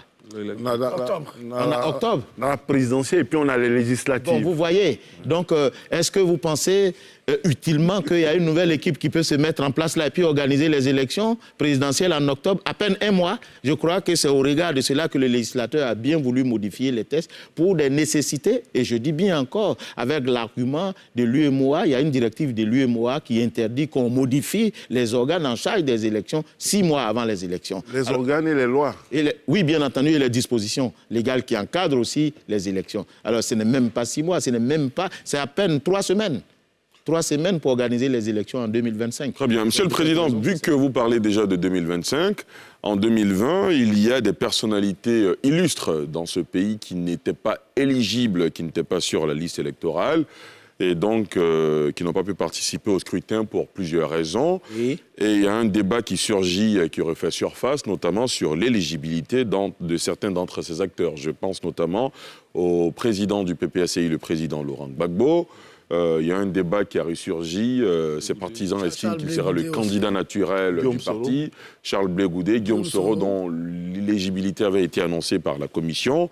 En l'état actuel des choses, est-ce que les choses ont évolué? Voyez-vous, quand on pose la question de cette façon, on a l'impression qu'on focalise un peu le débat sur une catégorie de citoyens. Et ça donne l'impression qu'on s'acharne sur eux et qu'on veut leur faire la peau. Mais ce n'est pas de ça qu'il s'agit. Je voudrais, M. Diarra-Souba, que nous élargissions un peu cette analyse-là. N'eût été les charges ou le devoir de ma charge, je me serais abstenu de répondre à cette question. C'est cela. Mais ma charge m'oblige à répondre parce que vous ne pouvez pas venir sur un plateau dire que les personnes qui sont déchues de leurs droits civils et politiques ne peuvent pas être inscrites sur la liste électorale et ne pas dire à quel moment ces personnes peuvent venir s'inscrire sur la liste électorale. Donc c'est pour cette raison que je vais répondre. Alors, quand une personne est déchue de ses droits civils et politiques à la suite d'une décision de justice, à quel moment cette personne peut-elle venir s'inscrire sur la liste électorale? Quelles sont les possibilités qui sont offertes à une telle personne? Mais je voudrais préciser qu'il n'y a pas que ces illustres personnalités qui ont été radiées de la liste électorale. Il y a bon nombre d'Ivoiriens, des plus illustres, au moins connus, qui ont été radiés de la liste électorale. Ceci étant dit, deux possibilités s'offrent aux citoyens radiés de la liste électorale à la suite d'une décision de justice. La première possibilité, c'est l'amnistie. L'amnistie qui se définit comme étant la disposition légale supprimant le caractère infractionnel d'un fait. Et ce faisant, tout ce qui est attaché à ce fait infractionnel disparaît, puisque le fait n'est plus infractionnel. Alors, si la loi d'amnistie est votée et qu'on vous poursuit sur la base de cette loi qui a été amnistiée, automatiquement, on arrête les poursuites. Si vous avez été jugé, vous ne purgez pas la peine. C'est pour cette raison que l'amnistie se distingue de la grâce présidentielle. Parce que la grâce, c'est le pardon. L'amnistie, c'est l'oubli. La grâce et le pardon, c'est pour cette raison que c'est mentionné toujours dans le casier judiciaire. On t'a pardonné, mais on n'a pas oublié. Alors que l'amnistie, mais puisque ce qui fonde la sanction, qui est l'infraction, disparaît, mais tout ce qui est attaché à l'infraction disparaît également. Et votre casier judiciaire devient vierge. Conséquence, si vous bénéficiez d'une loi d'amnistie, automatiquement, vous pouvez être électeur, vous pouvez venir vous inscrire sur la liste électorale. Mais l'amnistie n'est pas l'œuvre du premier citoyen, c'est des parlementaires. L'amnistie procède de la loi. L'amnistie n'est pas prise par voie décrétale, elle se prend par voie législative. C'est donc la première possibilité, M. Diarra-Souba. La deuxième possibilité, c'est la réhabilitation. Le Code de procédure pénale prescrit que le citoyen qui est déchu de ses droits civils et politiques à l'occasion d'une condamnation peut être réhabilité. Mais de deux façons. Il y a deux réhabilitations. La réhabilitation qui est acquise de plein droit et celle qui est acquise à la suite d'une demande accordée par la chambre d'instruction. De plein droit, ça veut dire quoi? Quand vous êtes condamné à 10 ans d'emprisonnement ferme et que vous purgez l'entièreté de votre peine, le dernier jour des 10 ans commence à courir le délai pour vous accorder la réhabilitation. C'est-à-dire, si c'est pour des faits de crimes que vous êtes condamné, vous devez attendre 15 ans pour être réhabilité. Si c'est pour des faits délictueux, vous devez attendre 10 ans. Ça, c'est la réhabilitation qui est acquise. 10 ans plus les 10 ans que vous avez purgé. Oui, bien entendu. Ça veut dire environ 20 ans. Oui, c'est ça. C'est ça la réhabilitation. La réhabilitation de plein droit. Maintenant, la réhabilitation qui est accordée à la suite d'une demande adressée à la chambre d'instruction, il faut, si vous avez été condamné pour une peine criminelle, que vous ayez purgé déjà 5 ans. En ce moment, vous adressez un courrier à la chambre d'instruction pour dire « j'ai purgé 5 ans de ma peine et je sollicite qu'on me réhabilite ». Si la chambre d'instruction fait droit à votre requête, immédiatement, vous êtes réhabilité. Conséquence, vous venez vous inscrire sur la liste électorale. Si vous aviez été condamné pour des faits délictueux, dans ce cas, au lieu de 5 ans, ça sera 3 ans. Il faut purger une peine de 3 ans pour solliciter auprès de la chambre d'instruction votre réhabilitation. Voilà les deux possibilités qui sont donc offertes aux citoyens qui ont été radiés de la liste électorale à l'occasion d'une décision de justice. Premièrement, l'amnistie. faisant disparaître l'infraction pour laquelle vous avez été condamné et la réhabilitation, soit parce que vous avez fini de purger votre peine, soit parce que, en purgeant votre peine, vous avez purgé une partie de votre peine et vous avez sollicité le pardon de la nation et sollicité votre réhabilitation. Parce que réhabiliter, c'est établir quelqu'un dans ses droits. Monsieur le Président, c'est-à-dire tout ce long développement pour dire que le président Gbagbo, Charles Blé Goudé et Guillaume Soro ne pourront pas venir s'inscrire. Mais ce n'est pas ce que moi je dis, parce qu'il n'y a pas que. Je vous ai dit à l'entame de mes propos... Eux aussi sont dans cette situation. Tout comme les autres. Monsieur le Président, oui? La déchéance des droits civils et politiques, en quoi ça consiste? Est-ce l'impossibilité de s'inscrire uniquement sur la liste électorale? Quelles sont les impossibilités? Quels sont les droits dont on est déchu? Est-ce que quand on a cette déchéance, on peut présider un parti politique? Oui, bien sûr. Vous savez, quand on vous déchoit de votre droit civil et politique, entre autres, vous perdez la qualité d'électeur. C'est ce qui nous intéresse pour l'heure. Et quand vous perdez la qualité d'électeur, à l'occasion de la révision de la liste électorale, vous ne pouvez pas être inscrit sur la liste électorale. C'est de ça dont il est question ici, pour ce qui me concerne, bien entendu. Voilà. Donc il faut le retenir, vous perdez votre qualité d'électeur. Et quand vous perdez votre qualité d'électeur, si vous étiez sur la liste électorale, on vous radie. Et si vous n'êtes pas inscrit sur la liste électorale, on ne vous inscrit pas sur la liste électorale. Quels sont les autres droits que l'on peut perdre éventuellement, Monsieur le Président? Ça, c'est maintenant le magistrat qu'on questionne. Mais vous pouvez ne pas participer parce que je vois à quoi vous faites allusion. Est-ce que le président, est-ce que quelqu'un qui est déchu de ses droits civils et politiques peut créer un parti politique? Oui, il peut animer son parti politique. Il peut animer son parti politique. En être même le président. Comment? En être même le président. Mais n'oubliez pas qu'un parti politique, mais c'est une activité privée. C'est une activité privée. Vous et moi, si on s'accorde là-dessus, on peut créer notre parti politique. C'est une affaire d'amis. Le ministère de l'Intérieur ne demande pas un casier judiciaire? Pour dire quoi? Pour s'assurer de la moralité, de l'intégrité, de faire que les dirigeants de ce parti peuvent ne pas mettre en danger la nation ivoirienne, même si c'est une association privée qui concourt à l'expression de la volonté des Ivoiriens. Non, mais la création d'un parti politique est subordonnée à une déclaration simple. Vous venez vous déclarer. Maintenant, si vous vous êtes révélé étant quelqu'un qui ne mérite pas de diriger un parti politique, on tirera les conséquences. Mais sinon, c'est subordonné à une simple déclaration. Ça fait partie des droits fondamentaux d'association. Voilà. On ne peut pas subordonner. Mais vous imaginez ce que c'est? Ce que vous demandez là, qu'on vienne dire, bon, écoutez, quand on vous regarde, c'est sûr qu'à la suite d'une décision, vous ne pouvez pas créer un parti politique. Vous voyez ce que c'est? Mais ça serait une violation des droits de s'associer. Il y a une enquête de moralité qui est menée en principe. Oui, mais jusqu'à preuve du contraire, la création des partis politiques est subordonnée tout simplement à une simple déclaration. Mais les simples associations font l'objet d'enquêtes. Je pense que les partis politiques sont encadrés et qu'il y a une enquête qui est menée pour s'assurer que leurs dirigeants ne sont pas déchus de leur... Bon, sont d'une intégrité indiscutable, Monsieur le Président. Si vous considérez que votre dirigeant n'est pas digne de confiance, vous n'adhérez pas à ce parti politique. Monsieur le Président, alors j'aimerais qu'on se reprojette en 2025, vous en parliez tout à l'heure. Les Ivoiriens qui nous suivent ce soir, chaque fois qu'il y a une élection présidentielle, singulièrement en Côte d'Ivoire, elle a souvent été émaillée de violence. Et souvent, le délai de déclaration des résultats peut prendre du temps, 72 heures, selon, évidemment, les textes de loi. Est-ce qu'un jour, on peut rêver, se rendre dans nos bureaux de vote à 8 heures, et à 20 heures, par exemple, au soir, on a les résultats de la présidentielle? Mais c'est ce à quoi nous nous attelons, M. Diarra-Souba. Comment?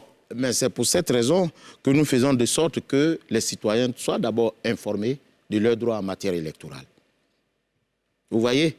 Il est arrivé à des moments donnés que nos agents électoraux soient inquiétés sur le terrain. Et quand c'est comme ça, on ne peut pas délibérer pour proclamer les résultats. Donc, voilà pourquoi nous faisons de sorte que la matière électorale soit connue de tous, que les uns et les autres disent qu'il ne s'agit pas d'exercer des violences. Si vous n'êtes pas content, vous saisissez. Mais en plus de cela, il faut qu'on couvre toute l'étendue du territoire des moyens de communication modernes.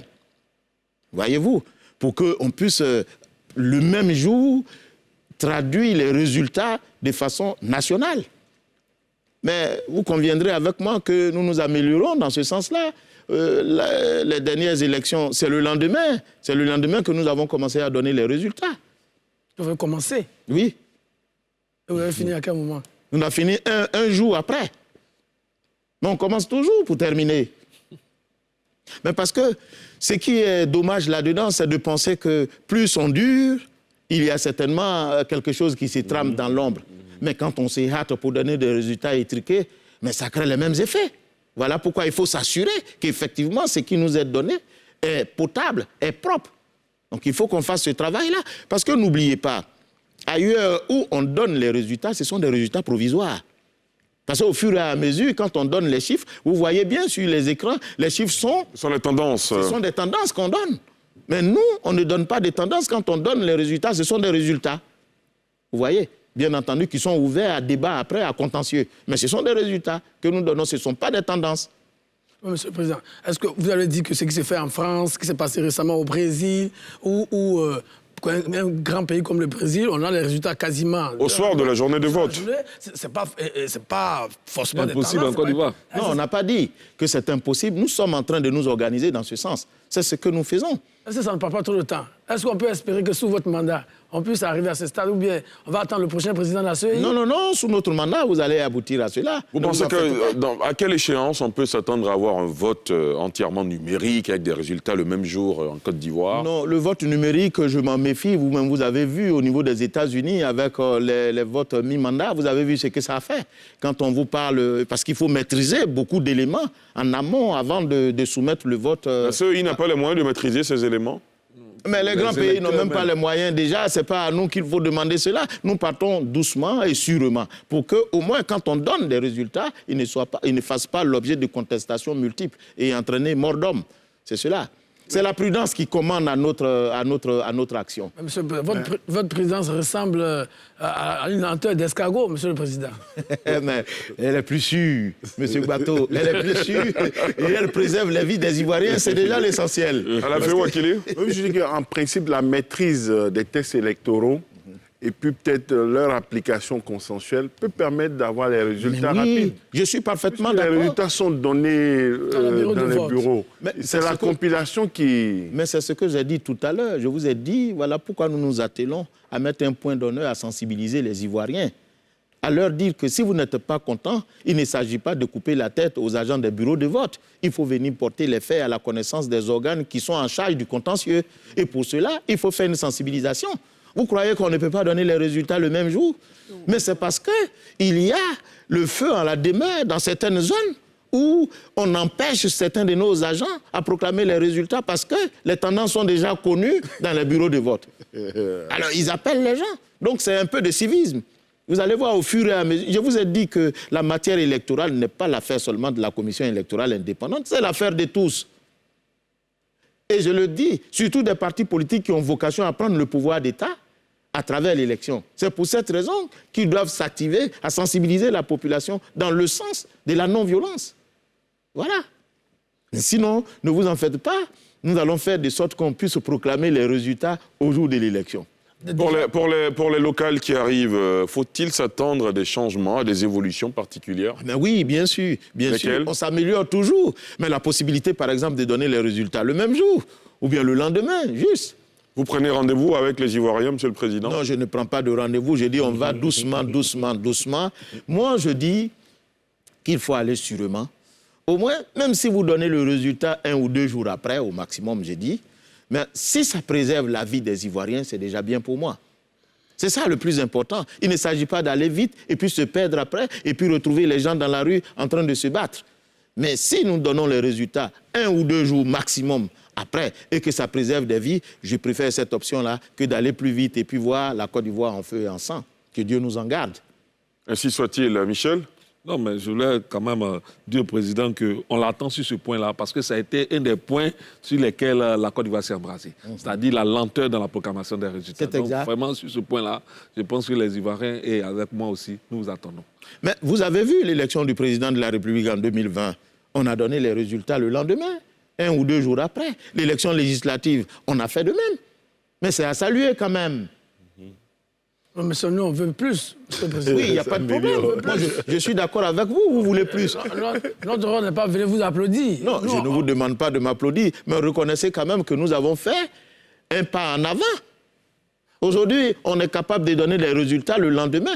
Mais vous savez, et comme je vous l'ai dit, ce n'est pas forcément la commission électorale, c'est souvent le contexte dans lequel les résultats sont donnés. Si les gens travaillent sereinement, il n'y a pas de souci là-dessus, on va donner les résultats. Mais il arrive qu'après les élections, on est obligé de délocaliser les agents électoraux à cause de la violence dans d'autres zones. Et arrivé là-bas, il faut remettre encore nos batteries en place pour pouvoir organiser la proclamation des résultats. Alors si les uns et les autres acceptent les résultats des élections, et les tendances, il n'y a pas de raison qu'on ne puisse proclamer les résultats 1 ou 2 jours maximum. On peut, effectivement, le président a interpellé les acteurs politiques. Je pense que les élections qui se sont déroulées, que ce soit législatives ou à certains moments, des adversaires qui ont perdu ont reconnu leur défaite. Tout à fait. Ça peut faciliter. Parce que les résultats sont déjà disponibles à une certaine heure. Absolument. Les bureaux ferment à 18 h. Oui. On comptabilise, on fait les décomptes dans les bureaux. C'est ça. Au plus tard, les états-majors ont les résultats à une certaine heure et ça remonte à la CI. Donc, quand il y a des candidats qui sont convaincus qu'ils ont perdu, à condition que les vainqueurs ne proclament pas de victoire avant. D'ailleurs, la question s'est posée. Est-ce que les vaincus doivent reconnaître leur défaite et donner ainsi un résultat avant la CI? Bon, il y a eu la question qui a été posée. Est-ce que ce n'est pas une infraction à la loi électorale? Est-ce qu'ils ne donnent pas un résultat alors que ce n'est pas leur rôle? Par rapport aussi aux médias qui reprennent. Mais on constate que ça permet d'apaiser l'environnement. Absolument, absolument. Mais Monsieur le Président, est-ce que ce n'est pas une infraction dans l'absolu? Mais bien entendu, c'est contenu dans le code électoral. Ils ne devraient pas donner de résultats, même s'ils ont perdu. Oui, bien entendu. La commission électorale est le seul organe habilité à proclamer les résultats provisoires. En dehors, bien entendu, de l'élection du président de la République, où cela ressortit à la compétence du Conseil constitutionnel. Mais sinon, vraiment, il faut attendre que les organes habilités par la loi proclament les résultats avant de proclamer aux résultats. Mais souvent, les proclamations peuvent entraîner, ce n'est pas toujours de reconnaître sa faute, hein, ça peut entraîner, ça peut mettre le feu au pays. Mais les résultats sont souvent donnés au niveau local et régional par les commissions aussi. Mais oui. C'est ça. Non, quand je dis les organes, c'est la commission électorale indépendante, sous le couvert de laquelle commission travaillent les agents électoraux. Voilà. Monsieur le Président, oui. il y a toujours ce débat sur justement la proclamation des résultats. Par exemple, vous avez des pays frères comme le Sénégal, par exemple, où les médias sont présents dans les bureaux de vote et rendent compte des comptes au fur et à mesure. En Côte d'Ivoire, c'est quasiment impossible. Est-ce que cela n'ajoute pas la suspicion par rapport au processus de proclamation des résultats? Mais M. Guillaume Bato, est-ce que vous ne vous souvenez pas que ça ne s'est pas bien terminé au Sénégal à cause de la proclamation des résultats par les médias? On a tous vu à la télévision. Ce ne sont pas les médias qui proclament, mais rendent compte. Il y a eu des cas où... Les médias ont annoncé des tendances. Des tendances. Et ça a entraîné des problèmes.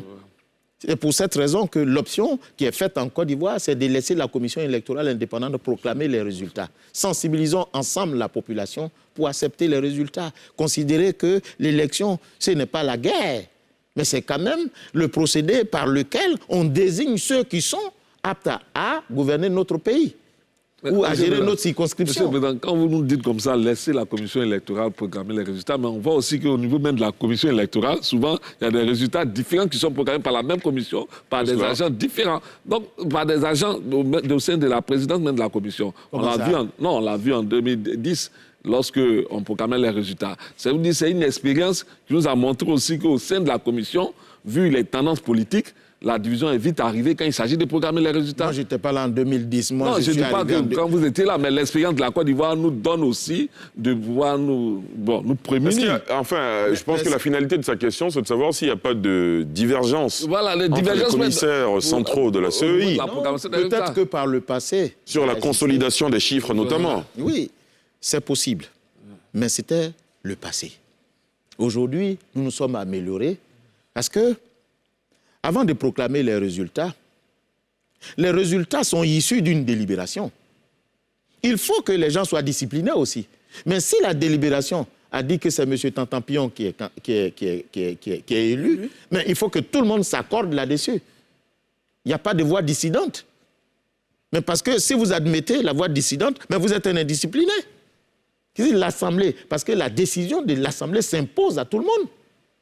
Mais jusqu'à preuve du contraire, je crois que le passé nous a inspirés et nous faisons mieux. Il n'y a pas de divergence au sein de la commission électorale. C'est notre souhait. Voilà. Monsieur le Président, est-ce qu'on peut considérer un résultat proclamé par une commission sous-préfectorale ou une commission départementale ou même une commission régionale comme un résultat définitif? Ou est-ce qu'il faut forcément attendre que la commission centrale proclame ce résultat? Parce que puisque les résultats sont proclamés dans les bureaux de vote et ensuite dans les commissions sous-préfectorales ou communales et ensuite dans les commissions régionales, est-ce que le résultat qui est proclamé déjà au niveau sous-préfectoral peut être considéré comme un résultat acquis? Mais oui, mais c'est une consolidation que nous faisons, ça dépend de la nature de l'élection en cause. Si, vous savez, lorsque le bureau de vote proclame un résultat, mais ce seul résultat ne suffit pas pour dire que le candidat est élu. Donc il faut faire une compilation de tous les résultats, mais sous l'autorité de la commission centrale. C'est ce que nous faisons, c'est ce qu'on appelle la compilation.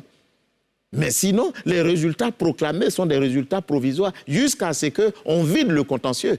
Tout résultat est provisoire jusqu'à ce que le contentieux soit vidé ou les délais y dédiés soient effectivement expirés. Mais tant que ce délai n'est pas expiré, mais pouvant ou susceptible de mettre en cause le résultat provisoire, on ne peut pas dire que le résultat est définitif.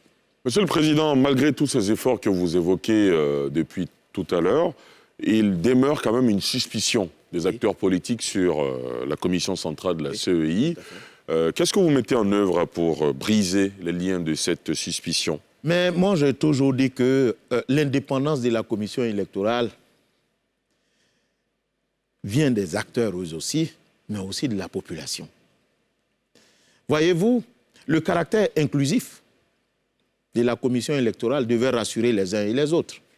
Aujourd'hui, toutes les formations politiques notables sont représentées au sein de la commission électorale indépendante. Mais elles ne sont pas toutes à un niveau qu'elles aimeraient, mais déjà, souhaité. C'est un pas qui est bien de voir tout le monde. Je vais vous dire, il n'y a pas un intérêt à être commissaire, être dans le bureau ou ne pas être dans le bureau. Ce sont des modalités d'exécution parce que l'organe phare, l'organe le plus important au sein de la commission électorale, ce n'est pas le bureau, c'est l'assemblée des membres. C'est là-bas que tout se décide. En fait, le bureau est mis en place pour l'exécution, pour le suivi des décisions qui sont prises au niveau de l'Assemblée générale des membres. Donc, pour moi, le caractère inclusif de la commission électorale, laissant la possibilité aux partis politiques d'être présents au sein de la commission, devait rassurer les uns et les autres. À côté du caractère inclusif, il y a la prestation de serment. Mais quand on prête serment, ça va au-delà du physique, c'est transcendantal, c'est intime. Vous levez la main, vous prenez la nation et votre conscience à témoin de ce que la mission pour laquelle vous êtes venu à la commission électorale, vous allez l'exécuter de bonne foi et conformément aux lois. C'est ça le sens d'un serment. Et quand vous avez fini de prêter serment, comme troisième élément qui devait rassurer les uns et les autres, mais c'est le statut des membres de la commission électorale indépendante. Mais vous savez, les membres de la commission bénéficient de l'irrévocabilité. C'est-à-dire que quand vous êtes nommé, quand vous êtes à la commission électorale, vous avez prêté serment, vous devez continuer votre mandat pendant 6 ans, sans être écouté. On ne peut pas mettre fin à votre mandat. C'est ça l'irrévocabilité. Et en plus de cela, vous avez l'irresponsabilité. C'est-à-dire que lorsque vous agissez dans l'exercice de votre fonction, vous prenez des opinions, vous avez des opinions, on ne peut pas vous arrêter, vous juger ou vous poursuivre pour vos opinions. Et puis vous avez l'inviolabilité. L'inviolabilité consiste tout simplement à surseoir à toute poursuite d'un commissaire dans l'exercice de ses fonctions, même s'il a commis une infraction avant. Vous voyez? Et en plus de cela, les prises de décision. Mais les décisions sont prises de façon collégiale au sein de la commission électorale indépendante. Ce n'est pas le président qui s'assoit dans son coin qui dit « voilà comment on va faire ». Non, quand on décide de faire, les décisions sont prises aux 2/3 des membres présents au sein de la commission. Est-ce qu'il ne faudrait pas plus de transparence dans ces organes, notamment médiatiser certaines délibérations. Ça pourrait rassurer Mais c'est ce que citoyens. nous faisons à travers la sensibilisation et c'est pour cette raison que je suis sur votre plateau pour dire aux uns et aux autres comment ça fonctionne. Et je n'ai pas terminé. Mais les décisions du Conseil de la Commission électorale indépendante sont susceptibles de voie de recours. Aujourd'hui, la Commission prend une décision. Si vous n'êtes pas d'accord, vous faites un recours préalable qu'on appelle le recours gracieux. Vous saisissez la commission. La commission dit oui, je me suis trompé.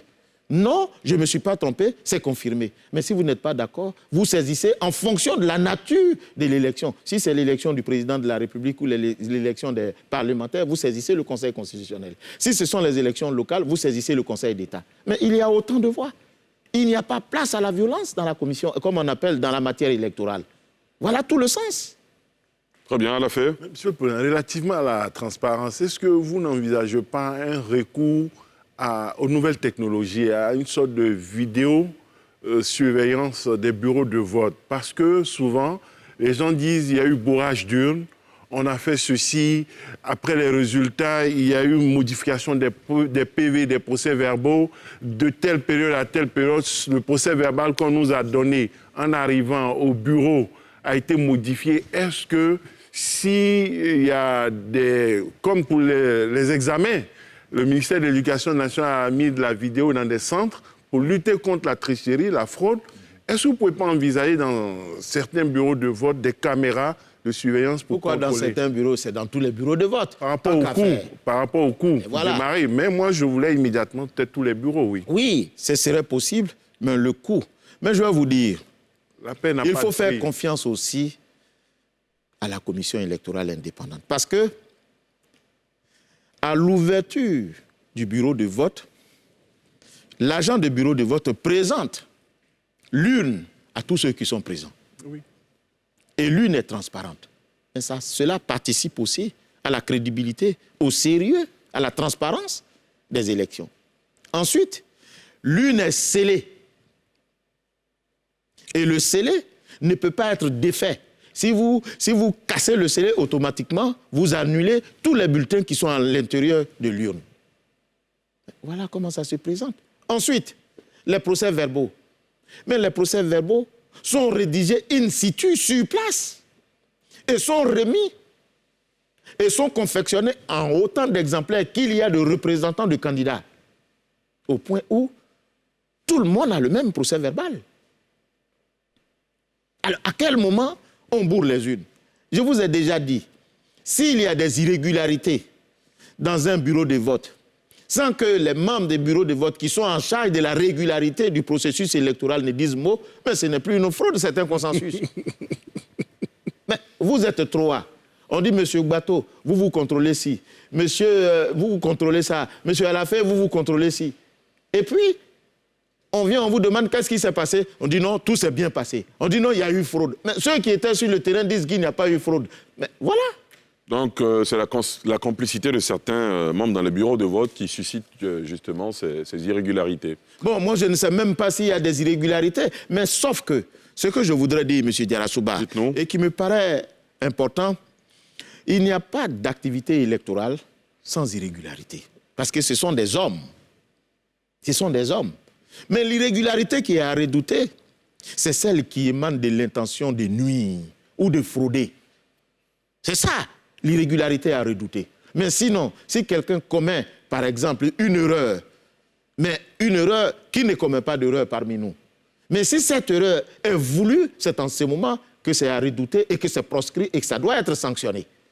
Mais alors, il ne faut pas se cacher dans la pénombre et puis déceler toutes les irrégularités qui ne sont même pas de nature à entacher la sincérité. Et c'est pour cette raison que le législateur précise très bien que ce qui emporte annulation de l'élection, ce sont les irrégularités qui sont de nature à entacher la sincérité du scrutin. Ça veut dire que le législateur lui-même distingue les différents types d'irrégularités. Celles qui n'ont aucun impact sur le processus électoral ne sont pas prises en compte. Mais quand celles qui consistent à détourner l'expression de la volonté du peuple, automatiquement, ça devient une fraude et c'est sanctionné et ça donne lieu à annulation. Voilà pourquoi il faut aider la commission électorale à réduire au maximum les irrégularités dans le bureau de vote à travers les formations. Et voyez-vous, on n'a pas d'agents spécialisés dans l'élection. Ce sont des citoyens que nous recrutons à l'occasion de l'élection, que nous formons en 1 ou 2 semaines pour aller sur le terrain. Évidemment, quand c'est comme ça, certaines irrégularités peuvent se glisser. Mais je dis bien encore, quand ces irrégularités ne sont pas voulues, elles ne sont pas de nature à entacher la sincérité du scrutin. Dernière question, Guillaume Bateau, très rapidement. C'est justement une des critiques que vous avez faites. Pourquoi nous n'avons pas une administration permanente de la commission électorale? Et qu'il faut former, j'allais dire, excusez-moi, Monsieur le Président, mais à la sauvette, quelques agents pendant 2 semaines. Pourquoi vous n'avez pas une administration permanente et continue? Avec des agents qui sont mieux formés, qui sont dont les capacités sont initiés à la chose électorale. Renforcées. Vous n'avez pas me dire aussi qu'il y a un problème de moyens? Non, non, non, mais les agents que nous recrutons, les prioritaires sont ceux qui ont déjà participé aux élections. Aux opérations antérieures. Aux opérations électorales. Donc, il y a une expérience qui est acquise. Mais n'oubliez pas que ce n'est pas deux personnes, ce n'est pas 3 personnes. C'est 35 000 personnes, M. Bateau. Si on doit les garder indéfiniment au sein de la commission électorale indépendante, mais ça pose un problème de moyens. Quand on sait que les élections se tiennent chaque 5 ans. Mais voilà. Voilà pourquoi nous réduisons au maximum les coûts en prenant ceux qui ont été déjà recrutés par la commission électorale dans des précédentes opérations électorales. Et on les forme de sorte qu'ils deviennent des acteurs principaux pour nous et des gens expérimentés, des personnes ressources pour la matière électorale sur le terrain. C'est comme ça qu'il faut comprendre la chose. Mais la démocratie a un coût. Je veux bien. Si vous voulez un pays démocratique, il faut y mettre le coup, Monsieur le Président. Mais je suis parfaitement d'accord avec vous. Mais le gouvernement, jusqu'à preuve du contraire, met les moyens à la commission, met les moyens à la disposition de la commission électorale pour mener à bien notre mission. Et ça, nous ne pouvons pas cracher là-dessus. Et aujourd'hui, vraiment, il faut le reconnaître, nous travaillons sereinement. Et c'est sur ce mot que nous allons mettre un terme à ce grand oral du président de la commission électorale indépendante, M. Ibrahim Kuibiar Coulibaly, qui nous a fait l'honneur de passer sur le plateau de NCI 360 ce soir. Merci à vous, chers confrères. Michel Betta, directeur de publication du quotidien Le Bélier, Guillaume Bateau, directeur des rédactions de Notre Voix, Alafé Ouakili, directeur général de l'Éléphant déchaîné. Monsieur le Président, l'intelligent d'Abidjan. L'intelligent d'Abidjan, autant pour moi. Il est assis à la désolé, il est assis à la même place qu'Antoine Assalet Moko était le dimanche dernier. Autant pour moi, Alafé Ouakili, directeur général de l'intelligent d'Abidjan. C'est bien ça. Monsieur le Président, merci d'être passé chez nous. Rendez-vous samedi prochain pour le début de la révision de la liste électorale. Un dernier mot peut-être? Mais je voudrais vous dire merci parce que je l'ai toujours dit, les journalistes sont pour nous un relais important pour la sensibilisation de nos concitoyens. Je voudrais encore vous exprimer toute la gratitude de la commission électorale indépendante.